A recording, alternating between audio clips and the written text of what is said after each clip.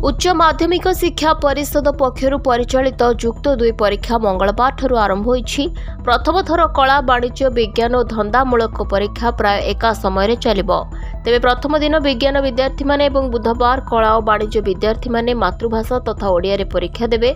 सकाळ 8:30 रे कड़ा सुरक्षा भितर प्रश्नपत्र परीक्षा केन्द्र रे पहुंची।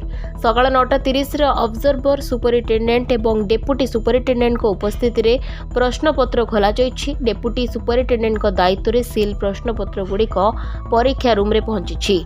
छात्र छात्री सकाळ 9:30 रे परीक्षा कक्ष को प्रवेश करछन्ती एवं 10 रु परीक्षा आरंभ होई दिन 1 पर्यंत चलिबो। तेबे परीक्षा को स्वच्छ श्रृंखलित तथा सुरक्षित करबा को परिषद पक्षरु आवश्यक व्यवस्था ग्रहण करा जाइछि। एथिपई सब परीक्षा केन्द्र रे सीसीटीवी व्यवस्था करा जाइछि। परिषद पक्षरु ऑनलाइन माध्यम रे पूरा प्रक्रिया उपरे नजर रखा जाइछि। कॉलेज स्तर रे परीक्षा परिचालना पई स्क्वाड व्यवस्था करा जाइतिबा बेले परिषद पक्षरु स्वतंत्र स्क्वाड गठन करा जाइतिबा सूचना रहिछि। मार्च 27 पर्यंत चलियाकु थिबा युक्त 2 परीक्षा पाई चलित वर्ष 1276 केन्द्र करा जाइछि। रेगुलर और एक्स रेगुलर पिलांको मिसाई मोट 3,93,618 जन पिला फॉर्म पूरण करछन्ती।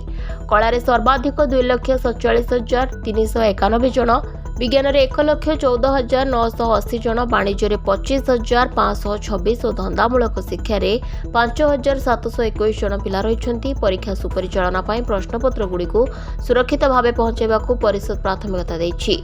एथिपई 205टी परीक्षा परिचालना हब करा जाइछि। परीक्षा सरिबा मात्रे खाता देखा आरंभ होइछिबो। Report Dinalipi live.